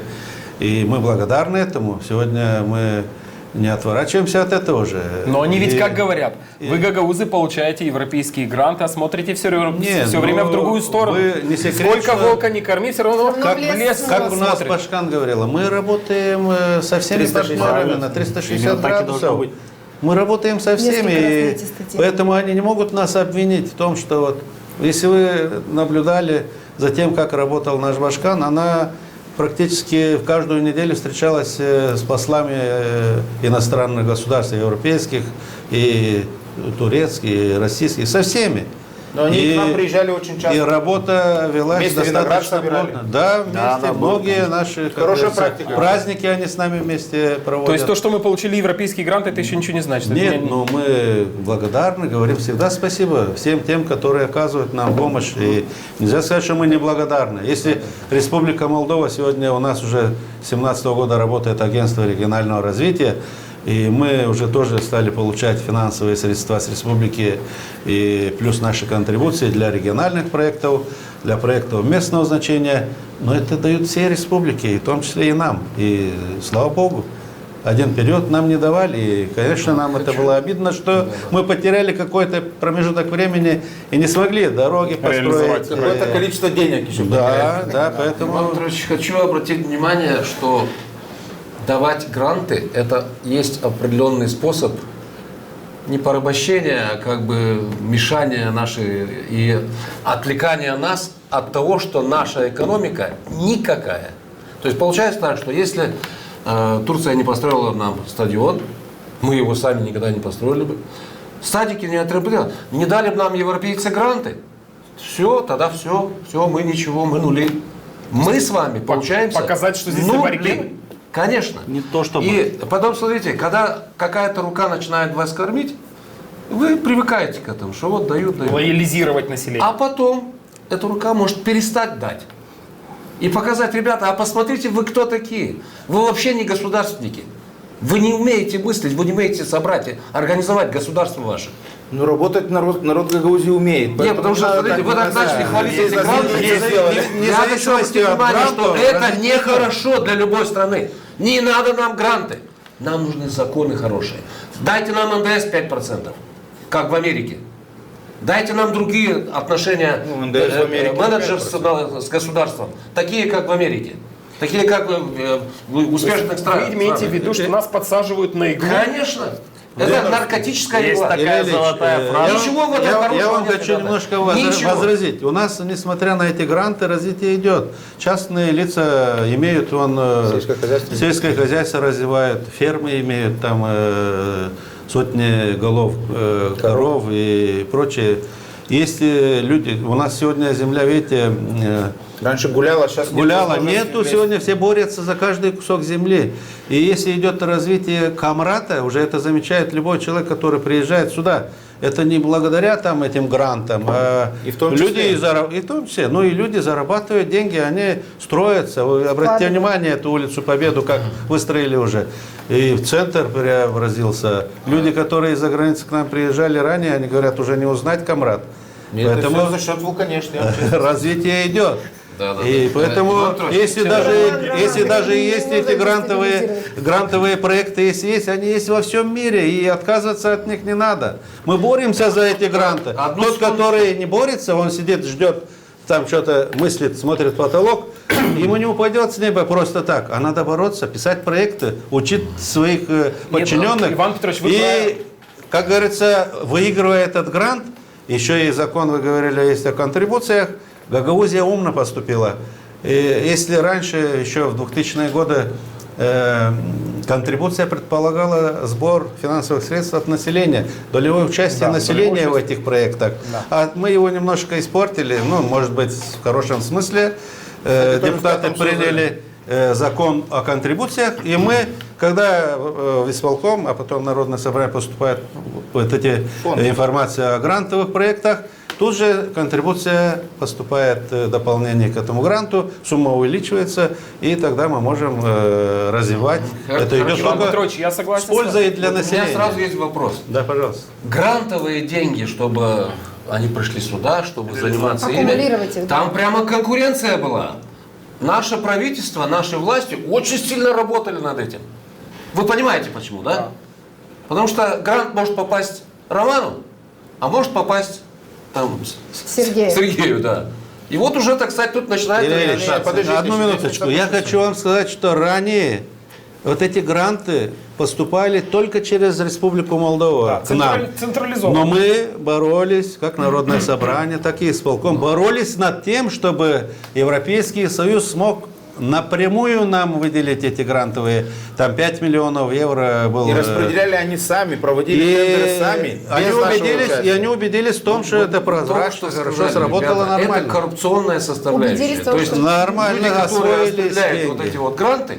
А если республика раньше нам не доходила, вы знаете же об этом. Вот почему они между собой там отправляли. Какие дорожки, А если позволите... Коррупционные дорожки есть. Если позволите свою мысль в отношении грантов, мне кажется, распределение грантов расхолаживает как власть, так и бизнес. Вместо того, чтобы думать о том, какие налоговые условия создать, вместо того, чтобы думать, как правильно территорию, строить инфраструктурные проекты, как лучше распределять средства из различных, в том числе фонда... По-хозяйски поступать. Да. Мы, получается, гонимся за ложным следом. Мы гонимся за тем, как бы мы, кого бы мы еще охмурили, чтобы нам дали денег. И мы тратим часть ресурсов, в том числе властных ресурсов, в том числе сотрудники исполкома, время. Мы гонимся за поддержкой чтобы к нам приехали, Вы- а у себя вы- нам вы- денег вы- не вы делать. сейчас- Вместо того, чтобы самим создать программы поддержки предпринимателей, создать налоговую А базу. есть же такие, такие программы, действуют они и в Гагаузии, и в Республике Молдова. И программа И по вы субсидированию знаете, сельского хозяйства человек, и так далее. сегодня простой бизнесмен, который начинающий только, он начинает, и у него денег никогда не хватает на развитие своего вот этого дела. Согласен. И когда есть Стартап. фонд предпринимательства, который помогает этому начинающему бизнесмену, Выращивать конечно, раков, что-то конечно, это большое подспорье. Если он сегодня посадил там определенные, сколько там, 30-100 гектаров виноградников, садов, идут субсидии отсюда, человеку помощь идет, возвращается, сколько Я денег. насчет помощи Купил не технику спорю. какую-то, комбайн, ему возвращается с Гагаузии. Он там еще Не, возвращается как с Молдавии, так и с Гагаузии. Да, так и с Гагаузии. Он То есть имеет дополнительный определенные стимул. преференции.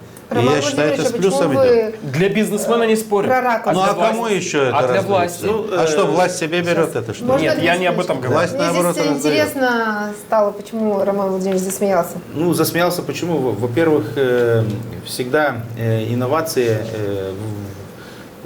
такое мнение, выражение лица выдают, да, что выращивание раков там, в Чадрунге, там, по супертехнологии, мы увидели, что туда вложили там, 200 тысяч и пшик нулевой. Да?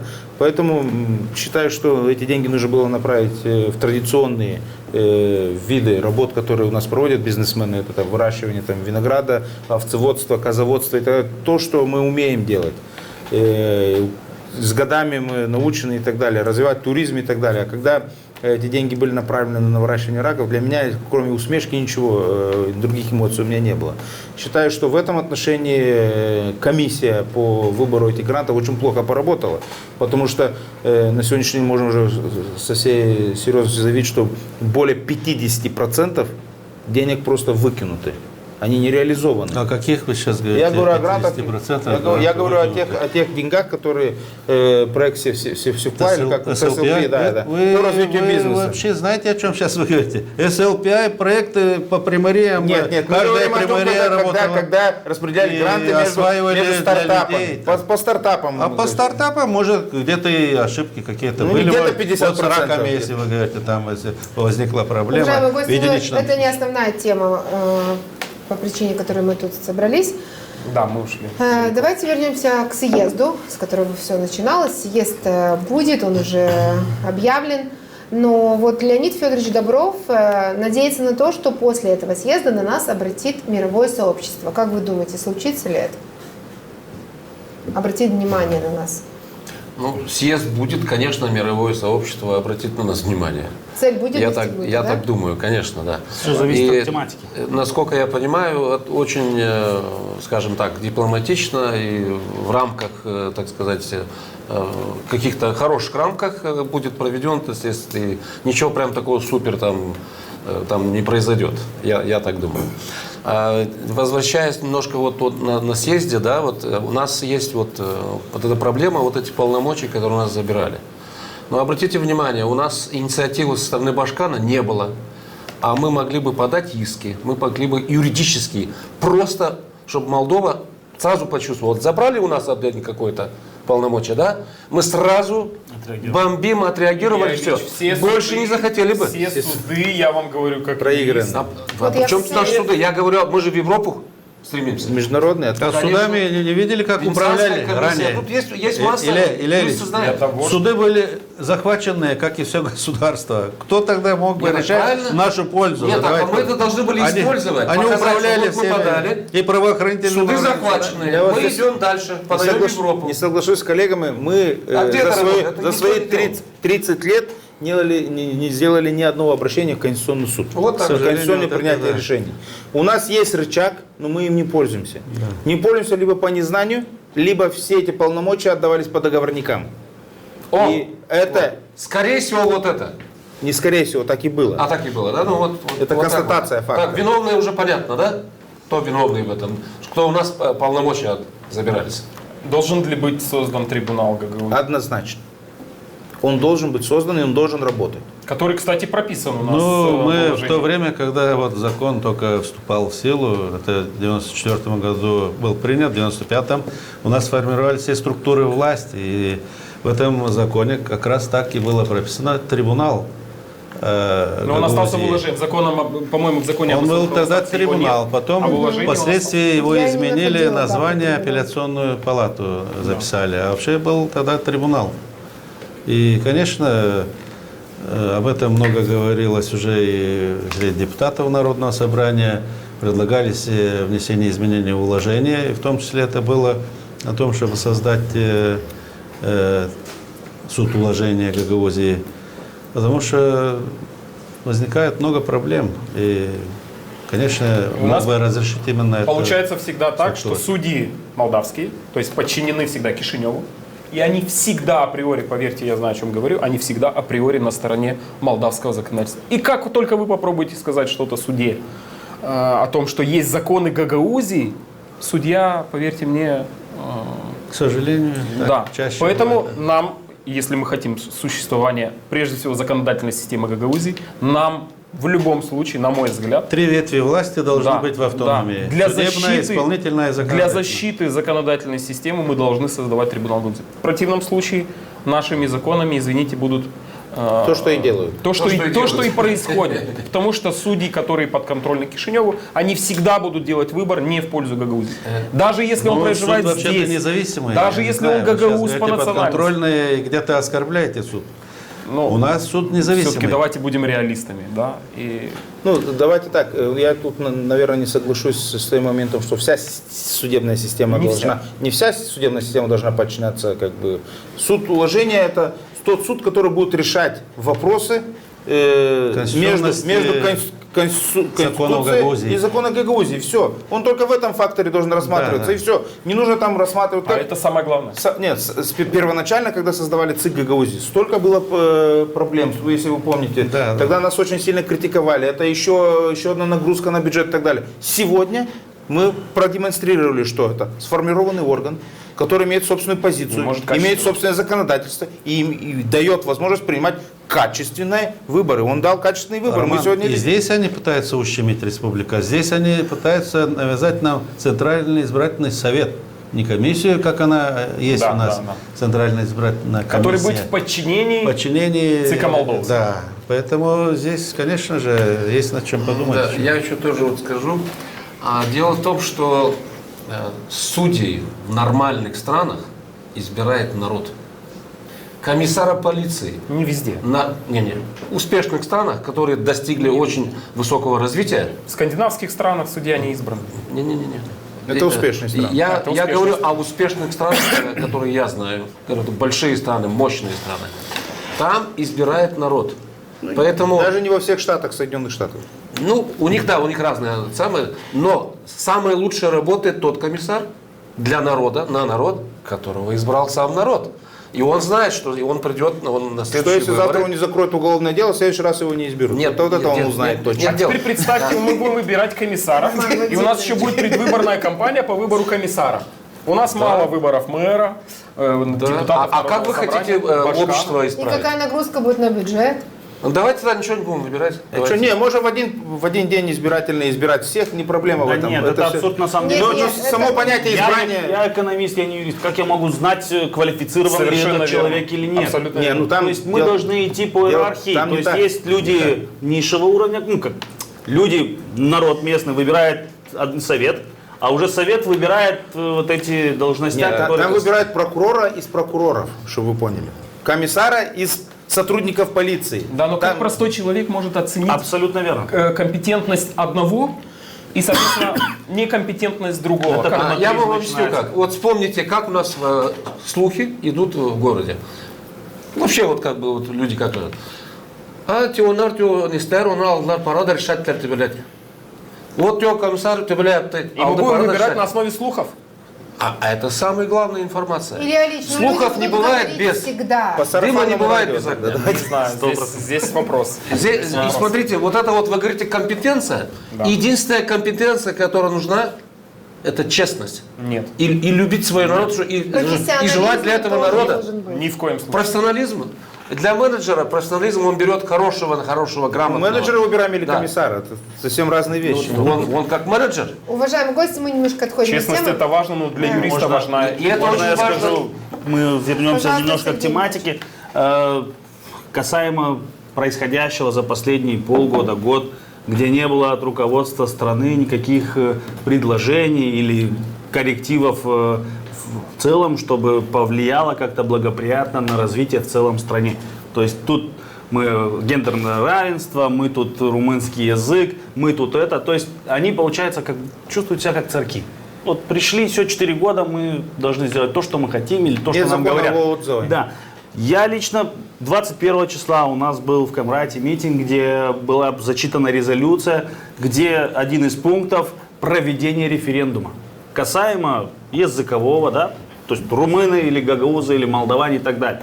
Касаемо референдума связано с будем ли мы оставаться дальше как независимая страна Республики Молдова, или же мы меняем вектор и так далее. То есть мы должны как минимум считаться, то есть они должны с нами считаться как минимум, спрашивать мнение у народа. И то же самое связано с автономией. У нас здесь должен быть митинг, они говорят, референдум проводить. За нас проголосовали, извините, что у нас есть мандат доверия. У нас есть мандат от народа, за нас проголосовали, у нас 63 мандата в парламенте. Что вам еще нужно? У нас сегодня есть на 4 года мандат от народа. Сегодня выборы пройдут. Сколько они наберут голосов? Выборы пока. Мы не можем проводить выборы каждый месяц. Нет, в зависимости от того, что сегодня рейтинг такой, а завтра он может быть такой. Любой независимый отзыва. Абсолютно. Каким образом? Вот его надо придумать. Нет, он есть. Почему? Он есть? Во многих странах есть механизм отзыва депутатов, и механизм отзыва примаров и так далее. У нас по Конституции императивный мандат запрещен. Императивный мандат запрещен, это означает, что государство не имеет права вмешиваться в исполнение мандата депутата каждым конкретным депутатом. Это если касается по его политическим взглядам. А если это касается невыполнения его предвыборной программы, то это совсем другое. Я еще один момент хотел бы указать, вот мы здесь, мы его не обсудили. Момент взаимоотношений на сегодняшний момент Гагаузии и центральной власти. Могу констатировать, что то, что сегодня происходит в Гагаузии, то пренебрежение к нам, мы в этом сами виноваты. Не спорю. Первое. Башкан Гагаузии не поздравила вновь избранного президента. Подождите, накалила обстановку до того, пока ее не исключили с... Чем? Не поздравлением? Ну, конечно, это неуважение в первую очередь. Это в таких уровнях... Это неуважение. Подождите. После этого ее исключают из Совета Безопасности. Мы говорим, мы начинаем кричать, почему ее исключили. А я хочу вам напомнить, что это первый башкан, который был включен в Совет Безопасности при Додоне. Другие башканы в него не входили. Поэтому, когда мы говорим о полномочиях, надо понимать конкретику. Уважаемые гости, наше эфирное время подходит к концу. И в заключение хочу задать каждому из вас вопрос, и надеюсь, что каждый из вас на него ответит. Он будет состоять из двух маленьких подпунктов. Первый – это нужно ли нам проводить референдум. И второе… Может, не референдум, съезд? Нет, съезд уже в любом случае. Уже проходит. Ну вот о том референдуме, что Сергей говорит. По вектору определения. Мы уже в Гагаузии его провели в 2014 году. Нет, он говорит в целом в Республике Молдова. В Республике Молдова. И, для того, чтобы прислушаться к нашим гражданам. И что даст нам съезд? Вот ваше личное видение того, что он нам даст в конце, по итогу. Давайте начнем с вас, Иван Петрович, вы задумались. Как организатор. Начнем с чего? Референдум. Нужно ли проводить референдум, на ваш взгляд? Ну, вы знаете, мое мнение... Не о векторе, я прошу прощения, а вообще референдум. О чем? Расскажите, Сергей, вот вы... Референдум о векторе, чтобы четко понимать, куда двигается Молдова. То есть в целом во всей Республике Молдова должен быть референдум по этому поводу. Потому что сегодня 63 депутата решили так, значит так оно и должно быть. Подождите, тут есть как минимум 50% людей, которые это не хотят. Я вам хочу сказать, что это самый демократичный метод узнать мнение населения. Поэтому, конечно, провести если референдум, и каждый человек скажет свое мнение, перевесит такое мнение, значит, уже будет основание идти по этому пути. Если же по-другому, значит, будет вот так. И поэтому бояться референдума не нужно. Просто, видите, республиканские власти, они говорят, что не настало время, или же там что-то, какие-то аргументы находят, чтобы не проводить референдум. Ну, у нас все передовое начинается с автономии. Все, да? Обычно так, да? Все лучшие практики и технологии. Да, и технологии у нас с автономии начинается. Мы в 2014 году спросили мнение нашего народа, и оно нам известно. Поэтому, конечно, Республика Молдова, если проведет референдум, население выразит свое мнение, конечно, будет легче ориентироваться и демократично будет. Относительно съезда, ну, пожалуй, вот здесь Роман говорил о том, что, может быть, и не надо. Да, может быть, и не надо. Но если даже, как говорится, соберемся, обсудим, накопилось достаточно много проблемных вопросов. Если даже сегодня мы вот с вами не обсуждали, как перезимовали люди наши. А людям было очень тяжело перезимовать. Ввиду того, что тарифы были подняты на газ настолько, что человек 2000, получая пенсию, ему счета приходили 2-3 раза больше. А он вынужден был, пенсионер, сидеть в холоде. И многие, к сожалению, отказались топить и ушли в мир иной. Хотя могли бы и прожить еще. И сегодня уже, вы видите, менее $300 за 1000 кубов сегодня газ стоит в Европе. И у нас еще продолжают людям продавать за 30 лей этот газ, метр кубический. Мы хотим этого или не хотим, апрель был очень холодный. Людям пришли такие счета, что они опять за голову взялись. И даже просто каждый сегодня купается, каждый так или иначе готовит и прочее. И у него счета приходят как в зимний период. Это что за государство, которое не думает за наше население? Это что, наши проблемы, что закупили они по высокой цене газ? Так думать надо. Если не смогли отстоять договор, они виноваты, не мы виноваты. Более того, это наши власти формулы. Людям навязали вот эти, да, цена высокая стала, навязали высокие тарифы. Это компенсация кому-то помогала, а может большинству вообще не помогало. На меня она вообще не влияла. И сегодня отмените вы эти 30 лей уже, да, этот тариф. Не могут. Они нам говорят о том, что надо использовать тот газ, что купили по 1000 или $2000 за 1000 кубов. Вот закончится этот газ, и тогда мы опустим. Это доказательство, Иван Петрович, того, что это некомпетентные лица, которые там сидят. То есть, которые не предусматривают тот факт, что происходит. И страдают то от этого. Власти должны, в первую очередь, думать о своем народе. Поэтому и говорю, сегодня... Об этом мы, если не скажем, выходит, что мы все согласны. Простой народ не достучится до кабинета чиновников там, в Республике Молдова. Поэтому мы обязаны об этом сказать. Недостаточно десяток тысяч людей на площади. Я благодарю вас за ваше мнение. Сергей, мы дойдем до вас. Я хочу сказать, вот мы затронули тему референдума. Ведь он был даже не проведен во время того, когда молдавский язык заменили на румынский. А согласно Конституции референдум должен был быть. Роман Владимирович, ваш черед отвечать на мой давайте вопрос. так, во-первых, Конституцию принимали без референдума, да, поэтому эта норма, такая, нужно, не нужно проводить, спорная. Поэтому, мое мнение, проведение референдума – это одна из самых высоких и демократических ценностей, которые есть на сегодняшний день в нашем законодательстве. Проведение референдума по любым вопросам, не обязательно это вектор направления, это даже посадка, разбивка парка и так далее, для того, чтобы уйти от конфликтов, для того, чтобы дать возможность объединить общество, для того, чтобы позволить дать легитимность принятия решения, совершенно верно. Поэтому власти, зная реальную картину, что большинство жителей Молдовы не желают войти в состав Европейского Союза. Они всячески придумывают разные ширмы, проведение там национальных собраний, проведение слетов, полетов и так далее. При этом забывая одно, что для того, чтобы мы вошли в состав Европы, наверное, надо сначала Европу построить здесь. Мы должны привести свое законодательство к нормальным человеческим условиям. Мы должны привести людей, чтобы они пользовались канализацией, водопроводом, ездить по нормальным дорогам.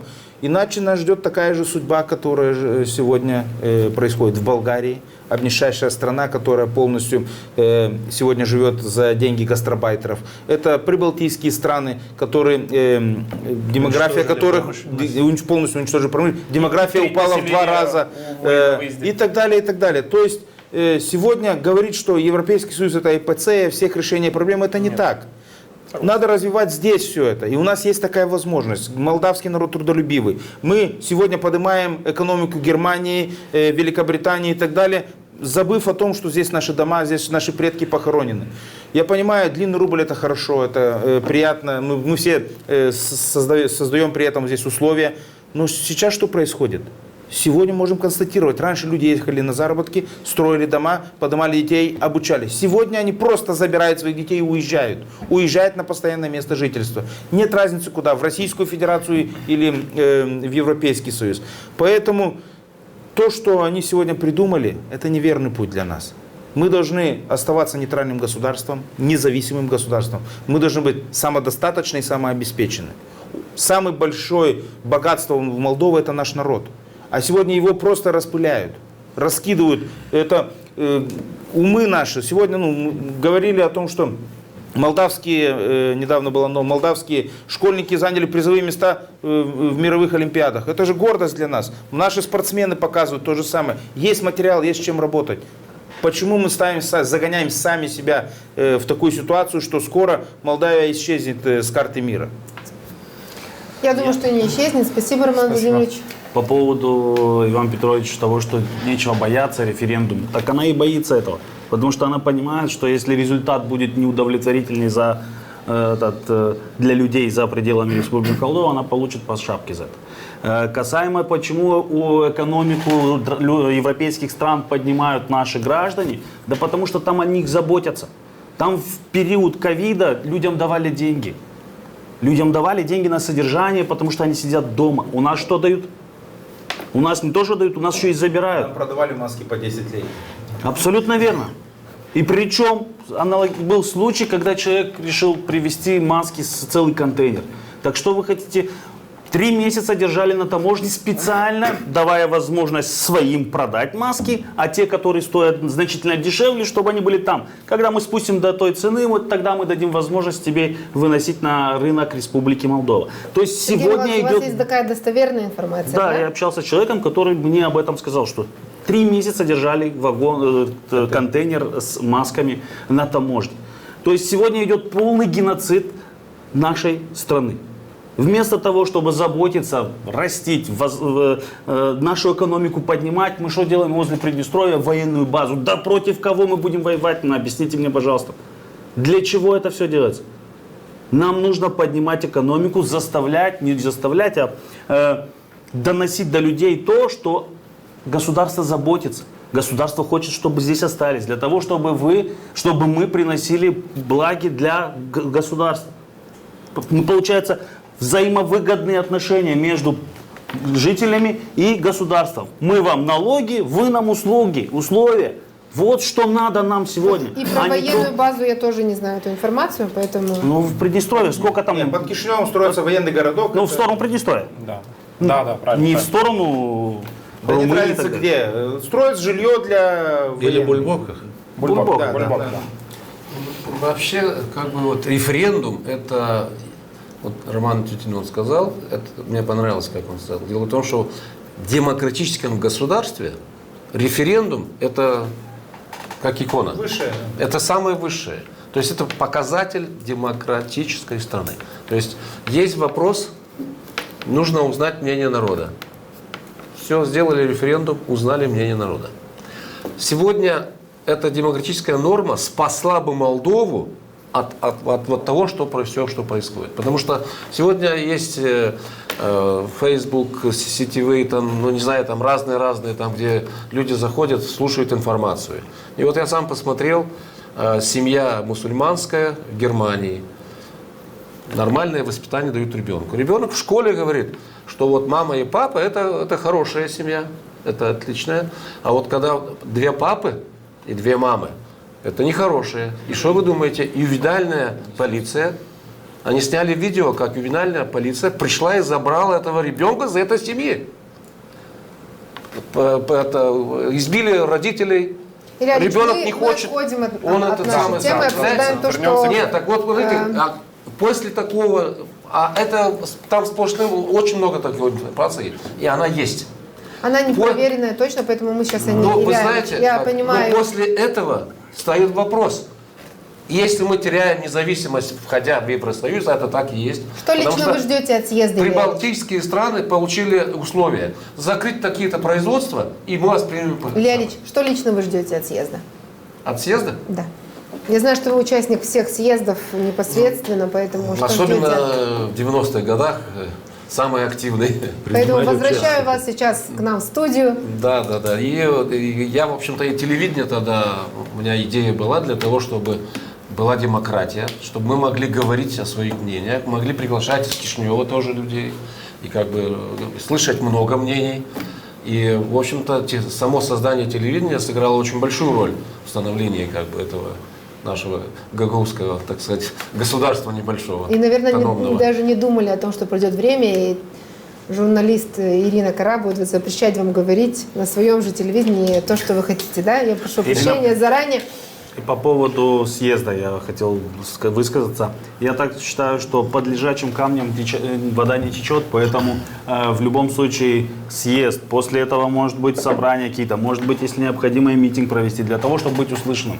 Если сегодня мы будем это обсуждать на кухне или в подвале, то, безусловно, мы никогда не будем услышаны. Согласен. Илья Да, Ильич, совершенно верно. извините, я вас меня, перебила. смотрите, если вы что-то мне будете запрещать говорить, то пострадаю не я вообще. Пострадает общество, в котором вы тоже живете. Если мы не будем поднимать вопросы, которые сегодня очень важные, и если мы не будем видеть 3 шага вперед, что нам готовят, то, извините, наше общество обречено просто. Поэтому я, если что-то говорю, ну пускай лишают вас лицензии. Значит, лицензию будем брать здесь. Илья Ильич. Ну так, а зачем? У нас вообще, вот когда была Дудоглу, Аня была, тогда тоже эти вопросы вставали. Парламент. Да, Ярламенко, да. И она как бы очень, не в Кишиневе возьмем. Вот откуда такое рвение именно брать в Кишиневе? Другие телевидения брали здесь. Тогда было А ГРТ брала, кстати, это позор для ГРТ. На всей территории Республики Молдова. И поверьте мне, сейчас телекомпанию ГРТ смотрят на всей территории Республики Я Молдова. понимаю, но люди пишут. на то у нас Все смотрят. У меня Да. звонят с Турции, смотрят Да, нашу поэтому передачу. для того, чтобы сохранить телезрителя не только в Гагаузии, но и в Молдове, в других странах, нужно за лицензию, в том числе молдавскую, бороться. Это мое личное мнение. Не, ребята, лицензия молдавская, она легко закроет ваше мнение. Вот вы захотите, а если ваше мнение закроется, то зачем вам где-то что-то вещать? Это будет бесполезно. Илья Ильич, я в вашем отношении, задавая вопрос, сказала закрывать вам рот, не в обиду, а я действительно считаю, что человек имеет и должен, имеет право и должен высказывать свою точку зрения, поэтому, не знаю, иногда хочется сделать замечание, а потом думаешь, ну все же это мнение самого человека, и он имеет на это право. Мы с вами говорили насчет того, что нужно я так грубо сказала, извините, осветить нашу укализацию, вот это вот то, что происходило, и то, что Министерство здравоохранения подчинено Всемирной организации ВОЗ, и там готовятся документы о принудительной укализации. Илья Ильич, уходим от темы. Вы обещали мне такую передачу. Илья Ильич, мы должны были делать такую передачу. Илья Ильич, я помню все. Я привел бы все документы, все данные, пожалуйста. И все будет хорошо, я надеюсь. Телекомпания ГРТ, демократическая компания, которая позволяет высказывать все мнения. Обещаю даже не диктовать вам, что говорить. 89-й год, 90-й год. Вот она, я когда вот был, как создал ее и работал, она именно такая была. Там с улицы человек шел и мог зайти к нам и сказать там, как бы, посмотреть все, а мы ему предлагали, вот садись сюда и давай вот. В Народном собрании нужно срочно принять новый закон по Петру Первому. Говорить без бумажки, дабы дурь каждого была видна. Есть такое, да? Уважаемые гости, огромное спасибо за то, что вы сегодня присутствовали у нас в студии, не боялись отвечать на вопросы. И я хочу напомнить нашим телезрителям, что сегодня у нас в гостях был Иван Петрович Топал, председатель Камрадской районной администрации, Роман Владимирович Тютин, депутат 5-го созыва Народного собрания Гагаузии, Илья Ильич Анастасов, основатель общественного телевидения Гагаузии, и Сергей Кюлафлей, представитель политической партии ШОР. Благодарим вас. Спасибо. Надеемся увидеть. Это была программа «Так или иначе». И так или иначе, каждый из вас вправе сделать выводы самостоятельно. Оставайтесь с нами на телеканале ГРТ.